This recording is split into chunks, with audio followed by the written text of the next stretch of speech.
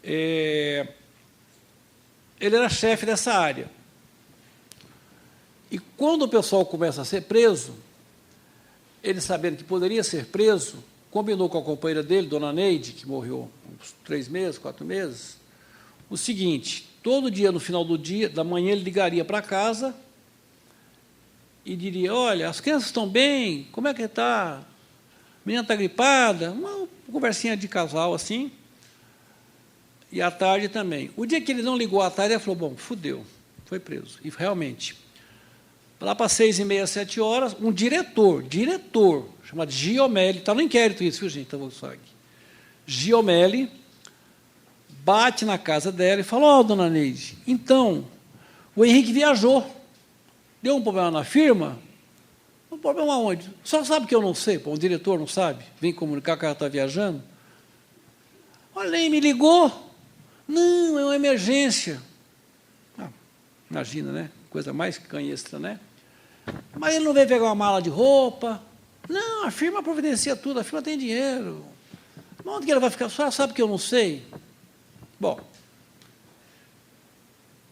essa mulher, seguindo o que a companheira do Lúcio tinha feito, demorou 4 meses para encontrar o Henrique, que estava sendo regularmente torturado aqui no DOPS. 4 meses.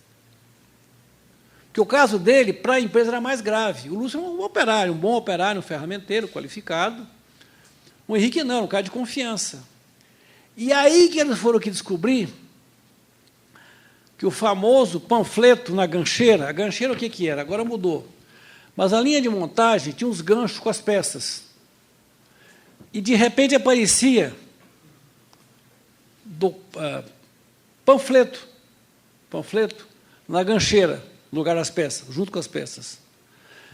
E a segurança ficava louca, ela mandava revistar as marmitas das pessoas. Marmita, que ela levava marmita. Tem cara que não está convidado, fala: leva marmita. Mandava abrir a marmita. Na entrada e na saída. Uma loucura, né? Você aí, marmita, abra a marmita. Tá? Eu sei porque eu já passei na Ford por esse tipo de revista. Abra a marmita. Abrir a marmita, tem o quê? Comida.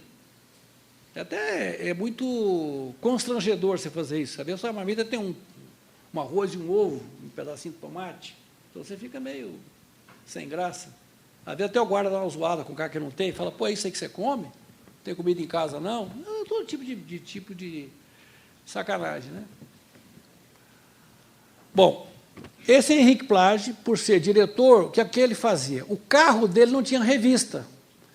Então, o que eles decidiram no trabalho do partido? Entrar com os documentos no carro dele. Aí que os caras foram entender de onde apareceram os panfletos na gancheira. Isso anos depois. Tá? Por que eu estou falando isso? Porque eu fico muito preocupado com a gente se apresentar sempre como vítima. Não, nós não éramos vítimas, éramos resistentes. Se um de nós foi preso, se foi torturado, se foi morto, nós sabíamos que isso podia acontecer. Então, não tem coitadinho aqui. Porque se nós pegássemos eles, fariam isso ou pior. Torturar não, mas matar sim. Então, aqui não tem coitadinho, não tem ninguém gente boa aqui, não. Nós temos uma luta que é pelo socialismo, nós temos um enfrentamento com a ditadura e a pau a pau. Eu nunca fui para a luta armada, muitos companheiros foram, eu acho que uma péssima opção naquele momento, respeito e glorifico eles. Falo, são meus caras, Marighella, Lamarca. Acho um erro terrível que fizeram, foi um carnificina de jovens, mas é justo, como outros se organizaram de outras maneiras, nas igrejas, onde seja que for. Mas, quando uma empresa se organiza por uma razão simples, trabalhista, facilitar, induzir, fazer...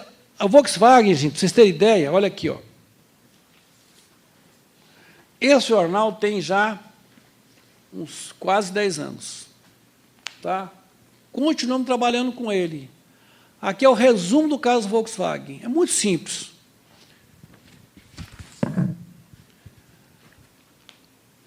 As empresas, para dizer que não é só a Volkswagen, Isso aqui é assinado por todas as centrais sindicais brasileiras, todas.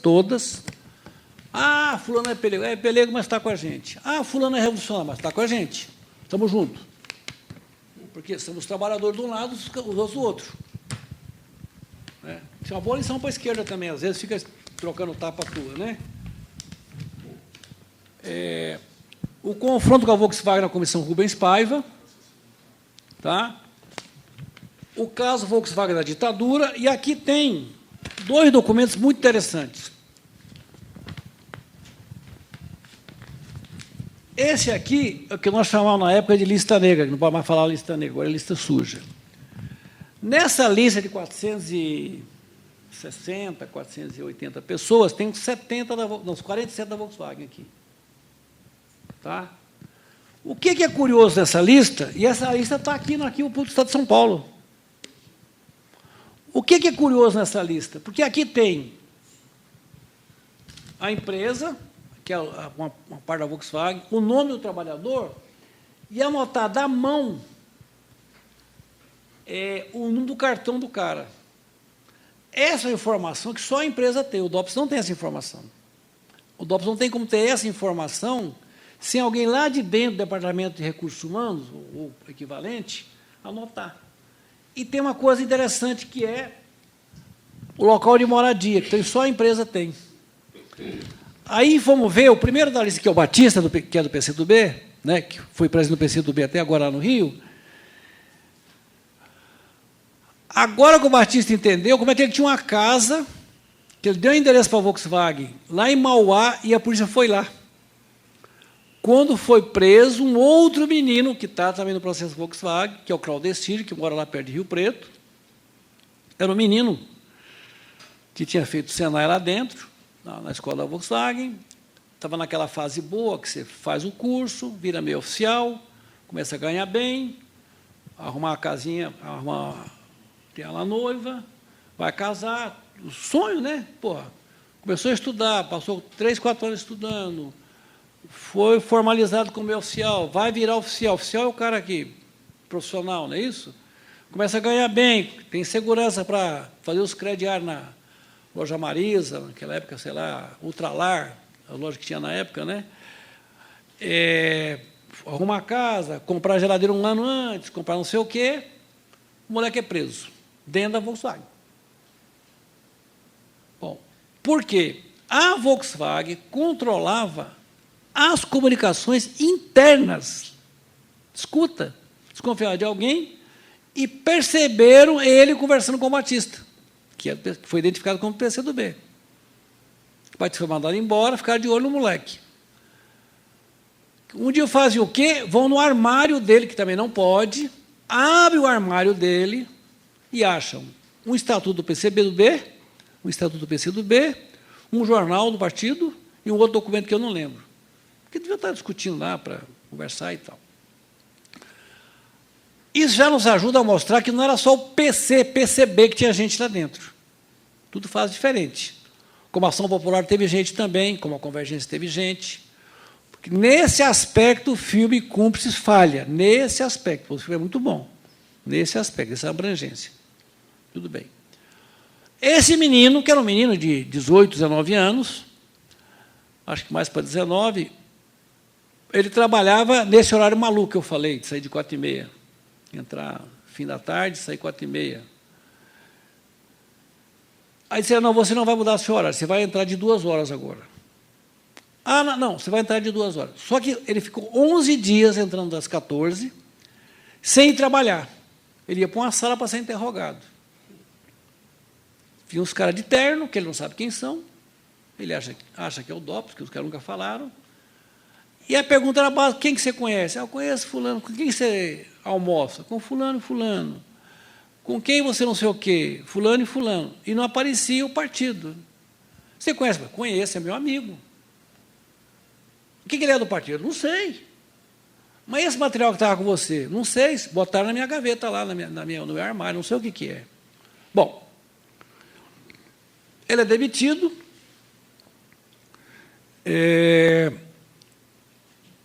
Você, quando sai de uma empresa, vai para outra, você tem que dar informação da empresa anterior. ele não consegue se colocar, começa a não entender direito, e um irmão dele, pelo Bradesco, foi subcontratado, para fazer um trabalho no posto de serviço do Bradesco na Volkswagen. Não da Volkswagen, num posto de serviço, uma terceirizada. E a Volkswagen não podia trabalhar lá, pelo Bradesco. Então, vamos ver nos mecanismos de controle. Se querem entender o mecanismo de controle, é isso aí. Bom, conclusão. Isso foi em 74. Né? Em 2014, quantos anos são? 30 anos, 40, sei lá?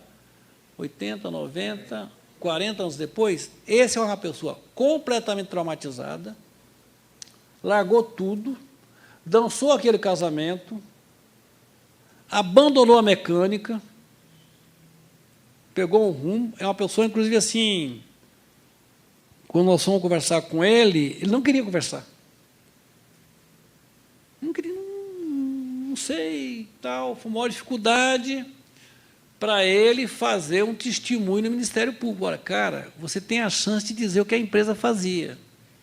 Foi muito bom o testemunho dele, muito bom. Muito bom. Então, essas sequelas, essas coisas que se perdem, a gente, às vezes, não sabe.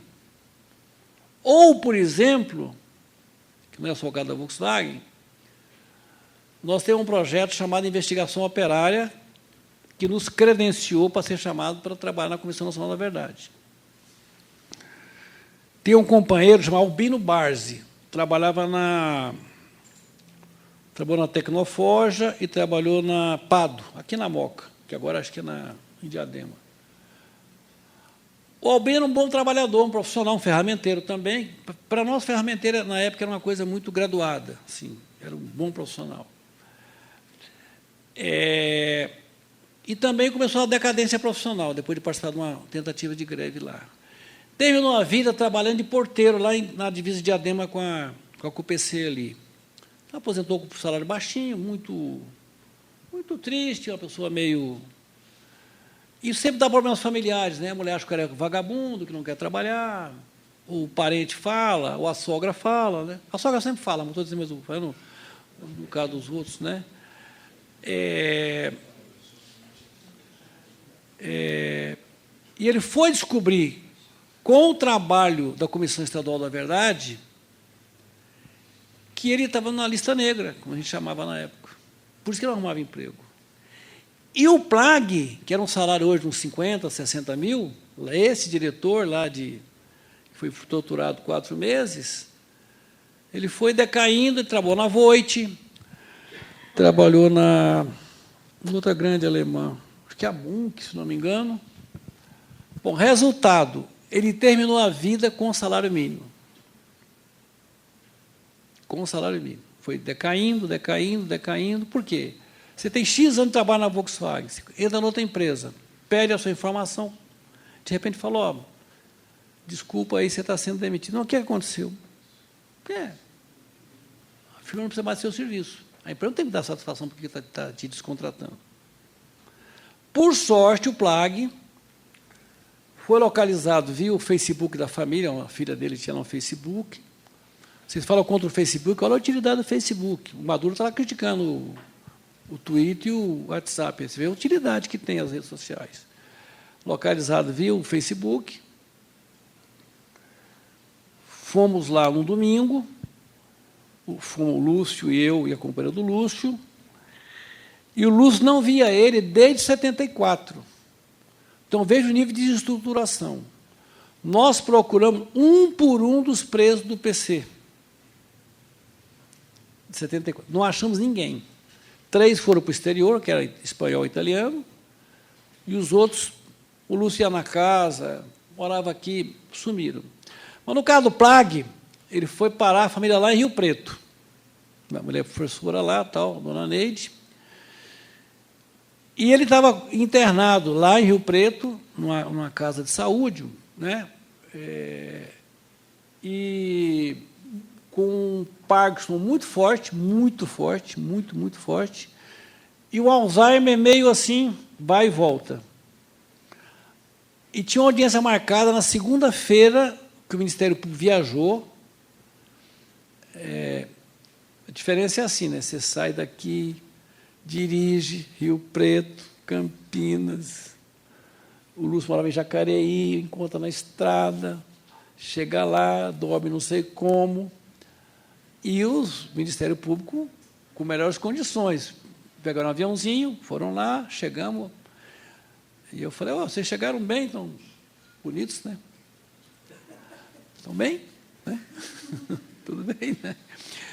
E, por sorte, no domingo, ele passou o dia conosco lá na casa da dona Neide.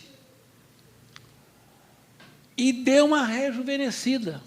Lembrou um monte de coisa. Adorou encontrar o Lúcio, que era o companheiro dele, do partido, não sei o quê, não sei o quê.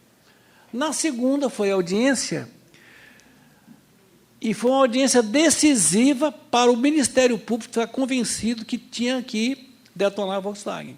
Foi definitiva. Porque só tinha o Lúcio como testemunha vivo. Acharam mais um. Se vocês quiserem achar esse material, procurem Volkswagen, ditadura, Isto é Dinheiro. Tem um menino da Isto é Dinheiro, maravilhoso, procurou a gente lá uma época, me disse, cara, eu quero achar esses caras. Falou, bicho, o telefone é esse, a filha dele é essa, a dona Neide é assim. O cara convenceu a redação da Isto é Dinheiro. E foi lá fazer a matéria é excepcional a matéria dele. Gabriel Baldock. Nunca mais vi, mas é uma pessoa incrível. Eu achei a iniciativa dele, um jovem jornalista, fazer isso. E está na Isto É, está lá no YouTube. Isto é Dinheiro, Vox Ditadura, vocês vão achar. Ou Plag é Plagge, e dona Neide. É impressionante a entrevista. Ele está bem, é uma pessoa bem envelhecida. Bom, resumindo a história, esse caso vira uma que nós chamamos de representação, redigida lá no IEP, nosso trabalho, o Gabriel trabalhou lá. Melena está no fundo, né? Trabalhou. Melena, levanta aí, Melena. Aquela menininha lá. Ó. Levanta aí, menina. Melena foi da comissão, trabalhou comigo no GT3, trabalhou no IEP, foi da Comissão Municipal de São Paulo também. Tá? E agora está na pesquisa da DOCAS, né, Melena? Da Companhia DOCAS.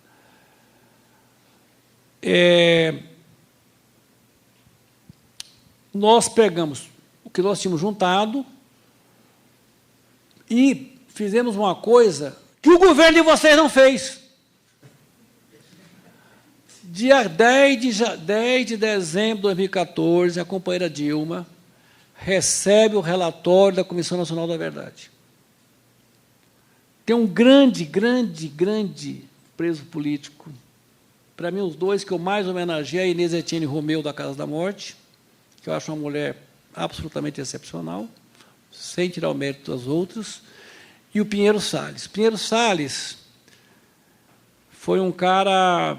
Ninguém sabe por quê, era um grupo pequeno, um grupo político de luta armada pequeno, mas todas as transferências dele do Rio Grande do Sul foi preso lá, para cá e para o Rio, era para ele ser seviciado. É uma coisa inacreditável que fizeram com ele. Quebraram o braço dele, não arrumaram, ele tem o braço torto, e quebraram o maxilar dele, também não arrumaram. Então, ele tem que aplicar tipo um botox a cada 5, 6 meses, questão que o maxilar dele cai. Ele não consegue nem mastigar, nem falar direito. Da comissão? Isso, a ditadura em Goiás, né? Ele tem tem um que fez junto com a gente, que é o Ninguém Pode Se Calar, isso tem na internet, que é o depoimento da comissão. É estarrecedor o depoimento dele na comissão. E lá no DOPS em Porto Alegre, eles deixavam ele no corredor, amarrado assim, e ele defecava nas calças, não podia ir ao banheiro, não deixava ele ir ao banheiro, foda-se. Então, quando ele ficava muito fedido, puxavam ele lá para o pátio e jogavam água fria, porque não falava nada na tortura. 40 dias assim, 40, 42 dias assim, cagando nas calças, mijando, e sendo lavado com água fria numa mangueira. E o Pinheiro Salles tem muita autoridade para dizer a seguinte frase: a companheira Dilma recebeu o relatório da Comissão Nacional da Verdade, chorou e engavetou. Essa frase é dele, não é minha. Ela sentou em cima. Claro, a Dilma ganhou 2014, o Aécio acusou roubo das eleições, ela já começou o governo na defensiva, e o que ela fez com o relatório da Comissão Nacional da Verdade? Nada. Nada também é uma coisa definitiva, igual tudo. Nada. O Mujica, na mesma época, o que é que fez? Fez um decretinho de 3 linhas, dizendo assim, como esses crimes são crimes contra a humanidade, tem legislação internacional, imprescritíveis, se dará continuidade ao trabalho até quando necessário. Pronto. O Estado uruguaio fez isso. Vai continuar, até resolver o problema. Ela não fez nada. Então, nós, muito sem graça, porque nós voltamos na Dilma, né? Não estamos com os cafajestes, com os tucanos, ou com o Aécio, desculpa. Nós criamos uma coisa chamada Fórum Verdade, Justiça e Reparação.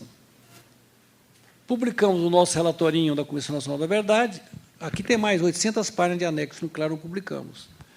E isso foi nossa pecinha de resistência. E a doutora Rosa Cardoso, que tinha sido a nossa, mais que uma fada, uma mulher absolutamente excepcional, absolutamente correta, justa, ela que nessas reuniões com as 10 centrais sindicais punha ordem no barraco, nunca teve problema entre nós, revolucionário contra pelego, todo mundo aqui é igual, estamos juntos contra a empresa, estamos juntos, e abrimos um processo contra a Volkswagen. Nós não sabíamos como era fazer um inquérito, não sabíamos.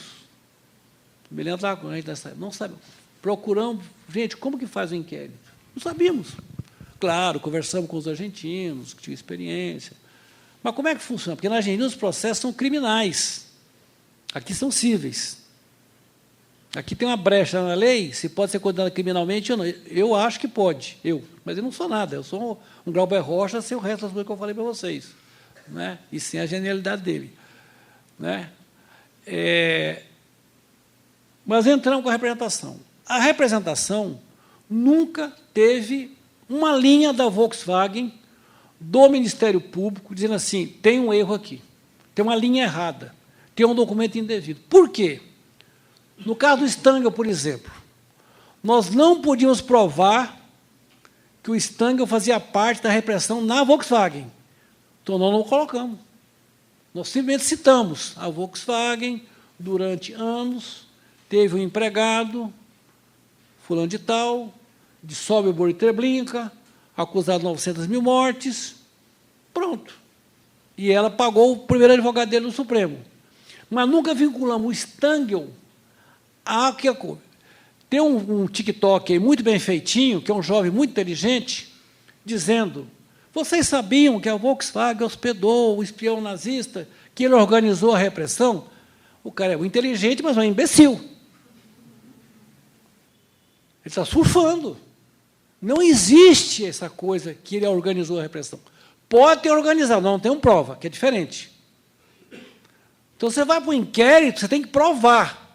Não você é derrubado e perde a sua casa para pagar as custas do inquérito. Nós não temos advogado nem para nos defender da porra da nossa síndica lá, que é um idiota, nosso predinho lá. Vou brigar com a Volkswagen judicialmente? Está de brincadeira, né? Tem que ser muito bem feito. Estou falando por quê? Porque não adianta gritar, espernear, chamar os caras de porcos capitalistas, tem que ter prova. Nós enfrentamos um sistema judiciário escroto, enfrentamos um Estado que não está conosco. Nós somos, eu falo o tempo todo, nós somos a menina bonita, saiu meu bebinha de uma festa, vestida quase nua, que foi estuprada, foi sacaneada. Ela chega na delegacia e o cara fala, mas também, minha filha, você chega aqui meio bêbada, vestida desse jeito, 3 horas da manhã na rua, você queria o quê? Nós somos tratados o tempo todo assim. Quem somos nós para brigar com a Volkswagen? Então, você tem que... Não, mas sabe, senhor delegado, não é bem assim. O senhor pode me ouvir? O senhor pode registrar o que eu estou falando, por favor? Por exemplo, o procurador não, doutor Pedro Machado, nós tivemos que convencê-lo a abrir o inquérito. Por quê? Disseram de olha, quem está no cargo é essa pessoa. Você só pode abrir inquérito com o procurador regional do direito do cidadão. Vamos lá conversar com o cara.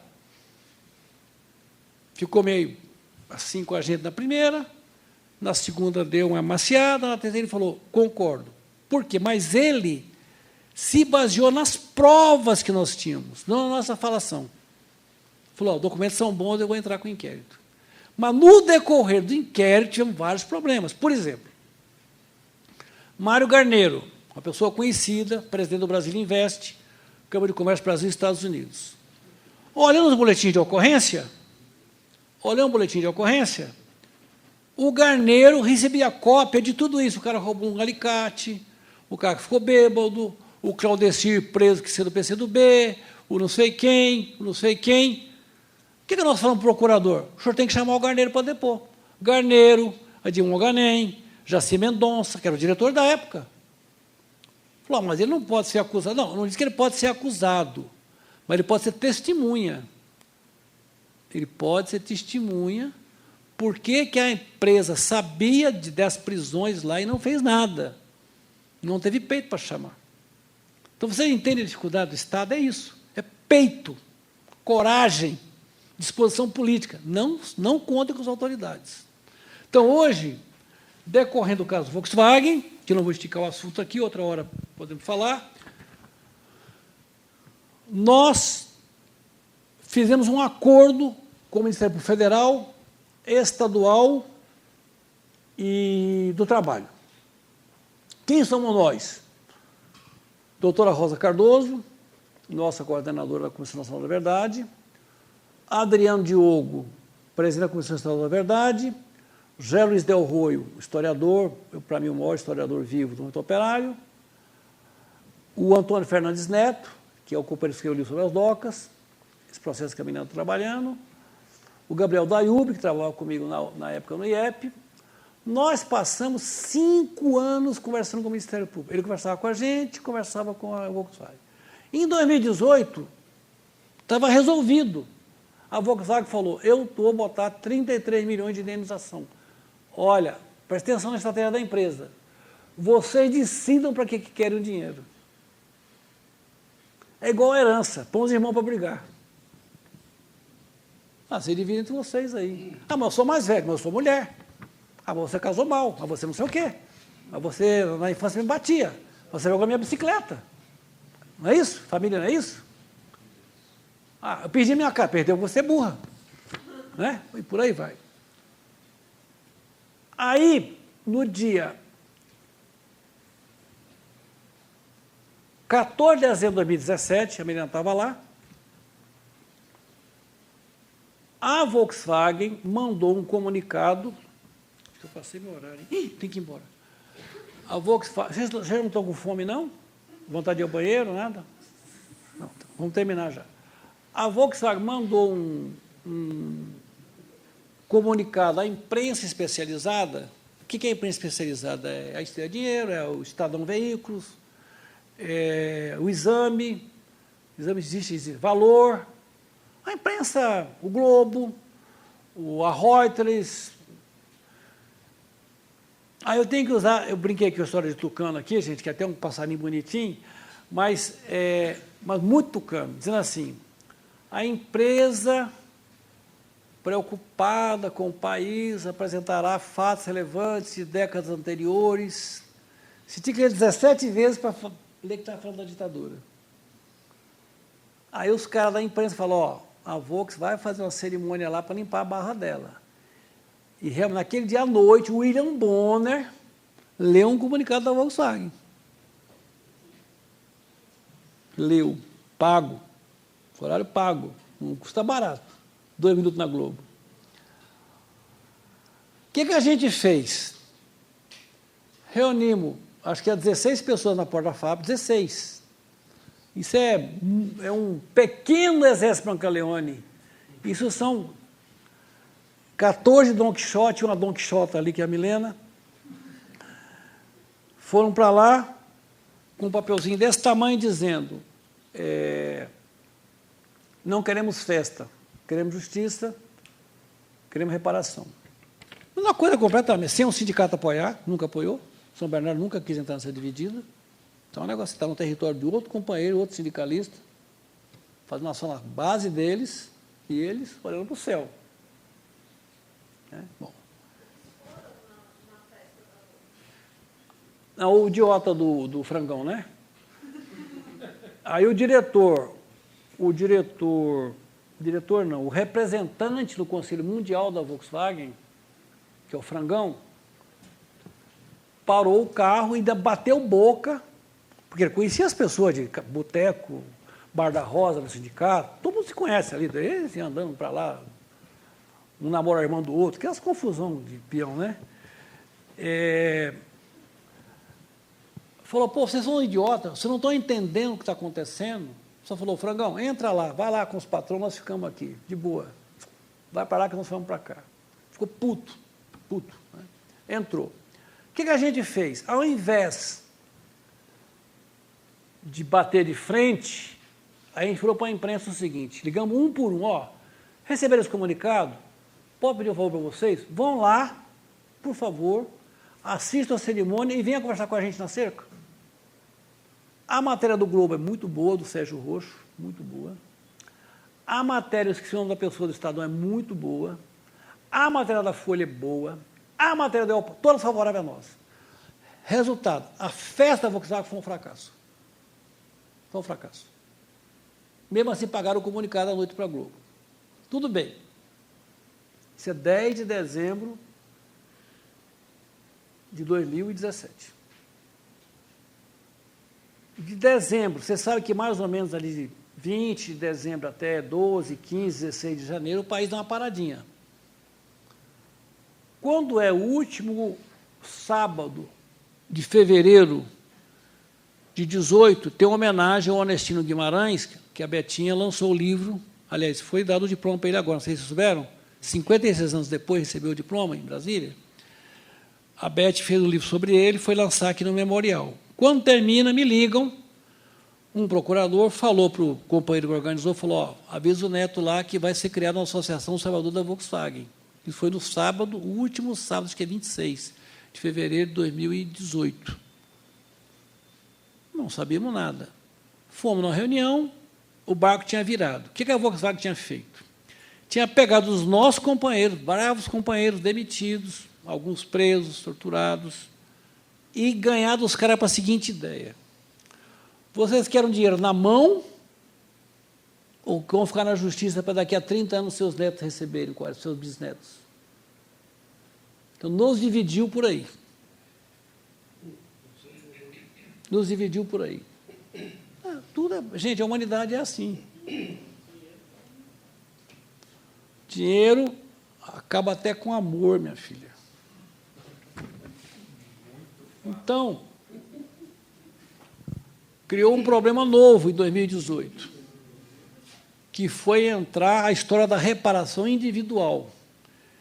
E se você for conversar com o peão individualmente, fala, porra, Neto, mas eu não tenho direito, pô, os caras me fuderam, cara. Vou terminar minha casa, estou pagando prestação da minha filha na faculdade, a minha filha engravidou, está morando na sala de casa. É assim, a vida do peão é isso. Quem tem uma rendinha, sustenta a família. Hoje é assim, não é? Então, criou um problema super delicado da gente com os nossos, cara, o problema não é esse, o que a empresa está fazendo com vocês. Bom, resumindo a ópera, estava naquela época reservado desses 33 milhões, 15 milhões para ter uma coisa chamada Centro de Memória dos Trabalhadores.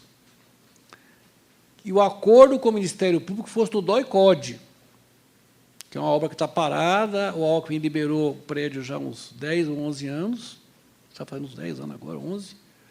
Ele transferiu o prédio do DOI-CODE, o maior centro de morte do Brasil, para a Secretaria da Cultura. Se vocês forem lá na Rua Tutóia, metade do prédio é uma delegacia, que também tem que ser passada para a Secretaria da Cultura, e metade é um pedaço do DOI-CODE, o pátio e a edícula. Nesse meio tempo, a Volkswagen avisou que não topava mais o DOI-CODE. Nós falamos, legal, não tem problema o seu DOI-CODE. Fomos atrás do hipódromo. Fomos lá na rua do hipódromo. O Lúcio tinha sido preso lá, ele topou, encaminhando. Olha, tudo bem, não é DOI-CODE, beleza, não é grave. Não é grave por quê? A Volkswagen pode escolher não botar dinheiro no DOI-CODE. Tudo bem. Hipódromo. Aí percebemos que as coisas estavam fechando. A negociação foi minguando, foi minguando, foi minguando. Bom, resumindo a história, por causa do meu horário aqui, do de vocês. Passados 2 anos, foi feito um TAC, um termo de ajustamento de conduta, sem o Centro de Memória dos Trabalhadores. E nós tínhamos conseguido, com o Bruno Covas, então prefeito, no dia que estava saindo o Alê, exatamente no dia que o Alê Youssef saiu da cultura, porque ele ia ser o vice do Covas, naquele dia teve uma reunião lá com o secretário de Negócios Jurídicos, e fechar um protocolo que a Prefeitura de São Paulo cederia pelo menos 500 metros quadrados para um Centro de Memória dos Trabalhadores e ser financiado pela Volkswagen. Tinha 15 milhões. Mas depois que acabou o jogo, que nós entendemos que não iam fazer porra nenhuma, e não fizeram. Essa negociação foi até 2020. Ia, voltava, saía, começava, pode ser, não pode ser. E nós fomos surpreendidos por um e-mail, eu não sei a data, mas é a 1ª, 4ª ou 5ª, antes de 20 de setembro de 2020, dizendo o seguinte, olha, o acordo foi feito, tá? É isso, isso e isso. Então, eles pegaram os 15 milhões que eram para um Centro de Trabalhadores e deram 6 milhões para o prédio da OAB, que o Silvio Almeida veio aqui sexta-feira passada fazer uma cerimônia, aqui na OAB, que vai ser o prédio da auditoria, deram 6 milhões para a OAB, deram 4,5 para o Fundo de Direitos Difusos Estadual, que é uma coisa confusa, não é difusa, é confusa, e 4,5 milhões para o Fundo de Direitos Difusos Nacional. Esse Fundo de Direitos Difusos Nacional, em 2015, ele tinha guardado lá 2,5 bilhões. Tem no Brasil um fundo de direitos difusos, parece que na internet. Deve ter uns 3 e tanto para 4 bilhões que ninguém sabe o que faz com ele. A coisa mais difícil é tirar dinheiro lá de dentro. Teoricamente, para fundos de direitos difusos. Difuso é tudo que não é específico. Pode ser criança, pode ser adolescente, pode ser meio ambiente, tudo é difuso. Qualquer coisa é genérica. Bom, naturalmente, nós somos contra isso. Isso causou uma divisão entre nós e a maioria dos companheiros vitimados, porque eles queriam receber o dinheiro. E essa é uma realidade com a qual nós vamos nos defrontar nos próximos casos. Mas só que nós salvamos 2 milhões para a Universidade Federal de São Paulo pesquisar outras empresas. Esse é um salto extraordinário. E 3,5 milhões para a Vala de Perus. Para o dinheiro da Vala de Perus sair, teve outro problema. Nós estamos falando do governo Bolsonaro, gente. Desculpa falar palavrão aqui, mas a Damares, outro palavrão, ó, você vê, o cara começa a falar palavrão, não para mais, né? A Damares disse que não podia ser recebido pelo Ministério de Direitos Humanos esse dinheiro para a Vala de Perus, porque não houve ditadura. Não, simples assim. Foi tão ruim a posição dela que o juiz, que não era um juiz progressista, conservador, foi convencido pela Unifesp a dar esse dinheiro para Centro de Antropologia, não, para um laboratório de genética do Centro de Antropologia, Antropologia Forense, o CAF, da Unifesp. Que é a mesma coisa, o dinheiro vai ser usado para perus, para os amarildos da vida, que eles matam por aí, jogam o corpo não sei aonde, entendeu? Então, saiu. Então, 2 milhões para a pesquisa e 3,5 para o que estava funcionando o CAF. E desses 2 milhões, a Unifesp fez um edital, que é meu final da conversa aqui, que foram pesquisar 10 dessas empresas. E o ano passado foi entregue um relatório em junho, maravilhosos relatórios. E agora, depois dessa onda, mais três empresas com outro dinheirinho lá do Ministério Público para investigar a Usimina, não, desculpa, a Belga, a Mannesmann e a Fiat. A Belga, a Manama e a Embraer, desculpa. Lançamos um relatório sexta-feira lá em São José agora. Está indo. Todas estão com inquérito. Anteontem teve uma reunião absolutamente excepcional de qualidade, com todos os procuradores federais, todos do trabalho.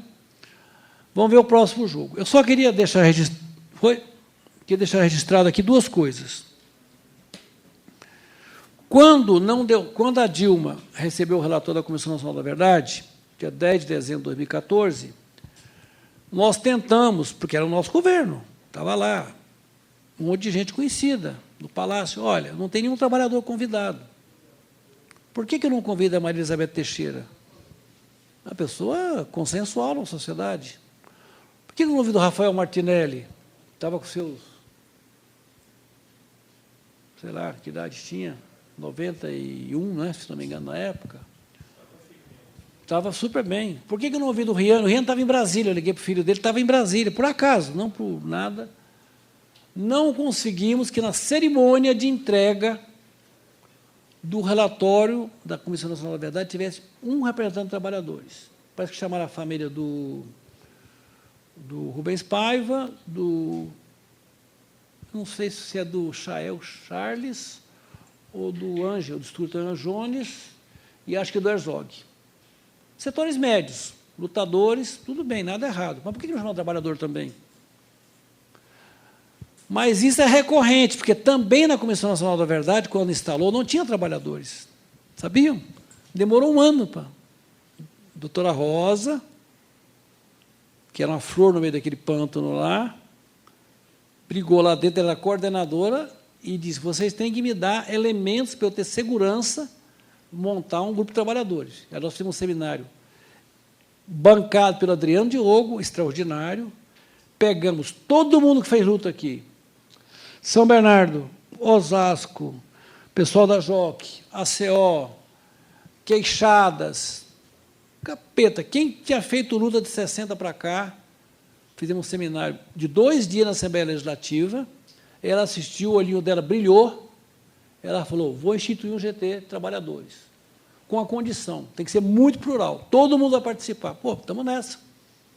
Por isso que tem as 10 centrais assinando. E, quando foi para encerrar os trabalhos da Comissão Nacional da Verdade, ela disse, olha, as propostas, vamos dizer, classistas de vocês não vão ser aprovadas da comissão. Por exemplo, nós propusemos que aqueles que participaram de um mesmo crime tenham o mesmo julgamento. A Comissão Nacional não concordou. Ela apontou os militares, mas não apontou os civis como responsáveis. Então, os empresários não têm uma lista de empresários colaboradores da ditadura. Por isso que depois foi mais difícil para nós provar essa coisa da Volkswagen. Então, esse caderninho de recomendações é o caderno de recomendações dos trabalhadores, que ele vai mais além da recomendação da Comissão Nacional da Verdade. A gente pede reparações coletivas e outras coisas assim.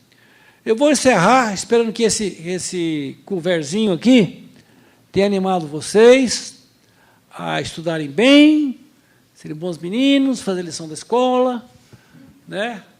Não, sério, gente, se não estudar, não passa. As coisas mal foram arranhadas. Agora, há um movimento muito interessante na sociedade, porque, eu vou distribuir esse papelzinho aqui, ó. Pega aqui, Mirena, vem do fundo para frente aqui, eu vou da frente para o fundo, alguém pega aqui para distribuir. Você, Gabriel? Ela vem de lá para cá. É um papelzinho muito simples, a gente anda com ele pelo Brasil. Resumidamente, tem os contatos, se quiserem falar com a gente, estamos aí. Tá bem? Buenas. Muito gosto, senhorina. Posso ir embora, velhinho? Obrigado, hein? Obrigado.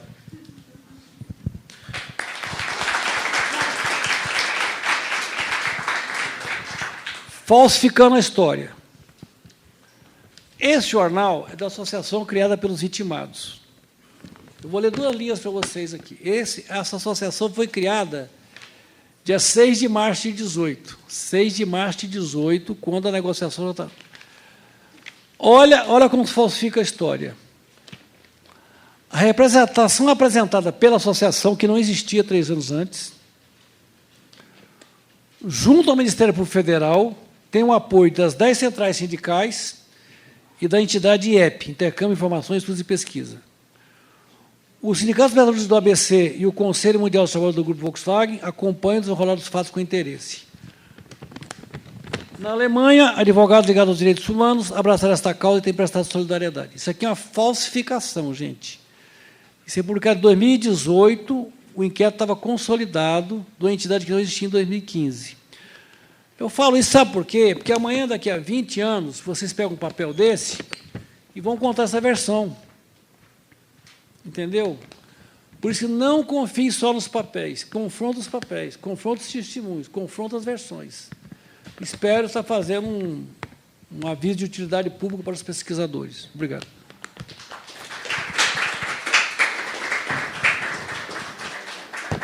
Só um adendo também. Ô, Neto, eu não sei se você sabe, mas foi lançado pela editora Alameda um outro livro falando da história da Volkswagen, né? Publicado por essa associação. E, nesse livro, eu não li esse livro, mas uma colega confirmou comigo que, nesse livro, eles assumem que a ideia de montar a associação dos vitimados foi uma dica da empresa. E era uma coisa que a gente desconfiava na época, né? Então, lá, depois de alguns anos, então, isso, né? A história é de disputa. O nome do livro eu não vou lembrar aqui de cabeça, eu posso pesquisar. Como que chama o livro da associação? Recentemente, a Alameda que editou ele. Sim. Então, isso, né? Como eu também estou estudando agora, né? Desconfiem das suas fontes, né? E isso também... a associação foi fundada num sábado de carnaval, e aí a gente recebeu a publicação do Diário Oficial no sábado de carnaval. Então, Sambaram, que é uma beleza. Você ouviu, né? Que eles assumem que a associação foi uma ideia da empresa? Ah, é? No livro. Tá vendo? Obrigado, valeu, Neto. Gente, tá, você pega o cachê lá. Ó, um aviso prático. A lista de presença, para quem não assinou, chegou depois, está aqui na frente. Então, fiquem à vontade. E eu acho que é isso. Não sei se a gente estende esse debate, se faz sentido estender esse debate, se a gente espera o próximo. Da semana passada, eu não sei te dizer, mas aqui talvez possam te dar essa informação. Porque tinha uma lista da semana passada, acho que não é essa. Essa é a de hoje. Mas aí eu acho que lá o pessoal deixou você assinar. Curiosidade, como é que a sociedade civil percebe esse assunto? Existe alguma pesquisa nesse sentido? Porque, assim, nós somos privilegiados aqui, nós somos acadêmicos, pessoas interessadas, esclarecidas, etc. Existe uma comoção, ou alguma pesquisa que identifique a identidade, a identificação da sociedade civil com esse assunto? Se alguém souber da existência de algo do tipo, eu adoraria ouvir. O que eu lembrei, o que eu tenho percebido, são essas pesquisas de intenção que sempre saem. O que você acha dos militares? Eu acho que, de tanta atrapalhada, eles estão meio queimados, assim, né? Mas eu tenho a impressão de que esse debate é muito rarefeito. Eu acho que ele é muito rarefeito. Para além dessas bolhas e de quem está gerindo a política ou participando desse processo, a coisa não é conhecida. Porque eu acho que isso foi... Eu cresci nesse ambiente, fui para o cursinho, fui para o colégio, faculdade, etc. Para você ter uma ideia, eu estudei na SPM e lá no DA se passavam filmes de Super 8 das greves do ABC, que é completamente diferente da SPM de hoje. Você entende, né? Então, assim, eu acho que isso deu uma dissipada, entendeu? Acho que a gente precisava voltar a sensibilizar a sociedade sobre isso. Essa é a tarefa de 1 milhão, né? Mas essa é uma tarefa importante. E eu acho que essa experiência que o Neto relatou, a experiência da Volks, ela é muito interessante porque é isso. Eles conseguiram colocar o tema no debate público. A Volks foi falada no Jornal Nacional, 8 horas da noite, pelo William Bonner. Então, isso, de alguma forma, estava lá. Nessas novas pesquisas, que já têm novos relatórios, então, a ideia era, a partir do TAC da Volks, criar uma espécie de ciclo virtuoso ali, né? Mais empresas, mais publicidade, mais investigações, mais TACs e novas ações, e assim sucessivamente. A repercussão já é muito menor. São 13, 14 empresas, né? E várias outras orbitando essa discussão. E a repercussão, eu acho que ainda não foi semelhante ao que foi a da Volkswagen. É claro que eu acho que tu tinha a Comissão da Verdade muito perto, um evento muito mais recente, né? Você tinha toda a intromissão militar na política, o general lá, Vilas Boas, ameaçando a STF. Tu teve todo um cenário que eu acho que contribuiu e colaborou para isso. Mas eu acho que a galera aprende a reagir também. E o terreno da justiça ele é muito minado, como vocês puderam ver o Neto falando, né? E acho que a estratégia também é outra, é Folha, são grandes empresas. Então, acho que também não... do mesmo jeito que a gente dá um tiro com a bala de prata, eu acho que eles aprendem a usar o escudo do Capitão América, assim, né? Então,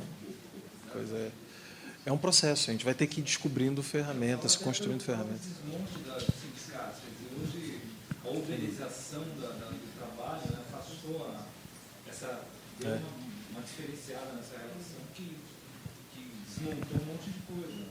Sem dúvida. Ao contrário do que era na década de 70, 80, que são épocas que eu vivi, né? Sem Eu fui dúvida. para a rua, eu fui lutar pelas diretas. A gente está num momento de refluxo, né? E de... Pois é. Eu acho que a luta de classe a gente está num momento de refluxo também, né? E de... Então, acho que tudo isso interfere. Mas é isso. Obrigado. Queria agradecer de novo a presença de vocês. Até sexta-feira que vem.